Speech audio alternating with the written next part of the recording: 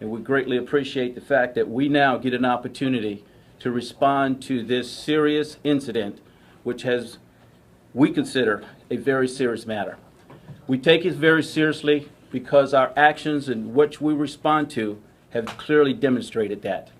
Since yesterday, the officer involved, Officer Victor Ramirez, who has been a member of our police department for the last 9 years, have been placed on administrative leave, and we are now conducting an internal investigation. Part of that will be a first phase where we will be looking at a criminal allegation, and then we will be conducting an administrative review. Would you like to say? Sure.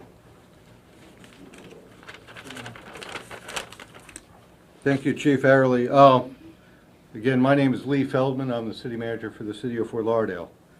Clearly, I want to state that the video that Channel 7 provided us, that you all have seen at this point, is clearly disturbing.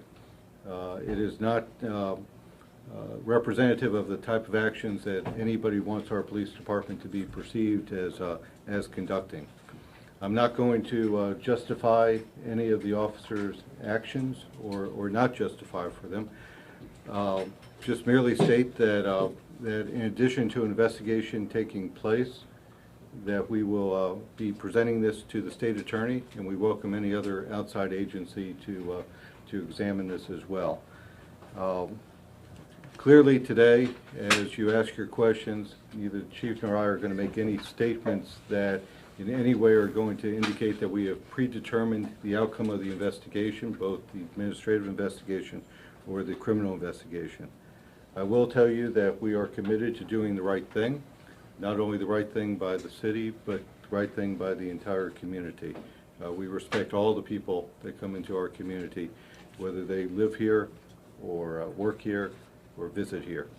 There are 515 men and women that serve this department as officers, and the actions of one individual, whether founded or unfounded, should not be indicative of the quality of service that we provide.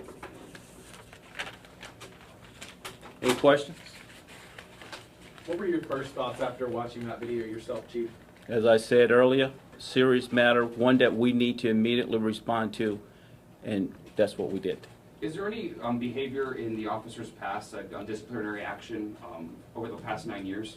He has received no discipline. We have 3 discourtesy complaints, which you'll see once the internal affairs file is going to be released to the public. But they were not sustained, and he hasn't been disciplined on any of them. Touch on the video and the report that he wrote up, how they don't match at all. What you see in the video and what you I would say at this particular time we need to let our investigation take its course. I don't want to, as the city manager indicated earlier, taint this case by any way or have any type of opinion. We do not want to compromise our internal affairs investigation.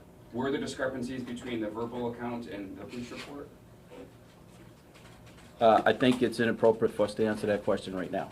Have you spoken to your officer personally about this? No. No? I have a question for Mr. Feldman. Does this city have an image problem when it comes to homeless issues, would you say? And does this contribute to that? I'm not sure I would say that we have an image problem. We have some problems about misperceptions of how we treat the homeless. Clearly there's only one side of the story that has been told, though we attempt to try to tell the other side to as many people that will listen. We've said from the beginning that that transients in neighborhoods that don't have proper shelter or proper facilities cause an issue in perception of safety. This officer was working a detail at a bus terminal under Broward County because there were safety concerns at that bus terminal. So we have to work with our partners at the county to address the entire homeless issue. But this obviously doesn't help, right? It certainly doesn't help. Can I ask you a question about use of force training? How often is the officer? It's been 9 years, I think you said. How often is use of force applied in terms of training? How does that work in Fort Lauderdale? Every year we have a week training which he would have attended for the last 9 years. And what's covered in that? Use of force. and how to apprehend suspects and taking them into custody. Is slapping part of that? Of the training? No, I mean, when you are taking someone into custody, is there something where you say, you can't slap them, you have to do it a certain way, or? Well, it's a matter of force, and if someone's resisting arrest, there's measures you have to take, and we have techniques in which we take people into custody. So there are some cases where that would be allowed? Yes, ma'am. So Chief, as a part of an internal affairs investigation, there's also a criminal investigation taking place at the same time? Yes, that would be the first investigation that would be conducted. And there are some homeless advocates that are saying, partially it is the officer's fault because it's his own actions, but they're saying these officers are under so much pressure because of the city's, ordinances and laws that they say are anti-homeless. Do you think that played a Well, part in if it? you want me to quote or speak for the homeless, I think Mr. Bruce LeClaire said it perfectly clear last night in his interview.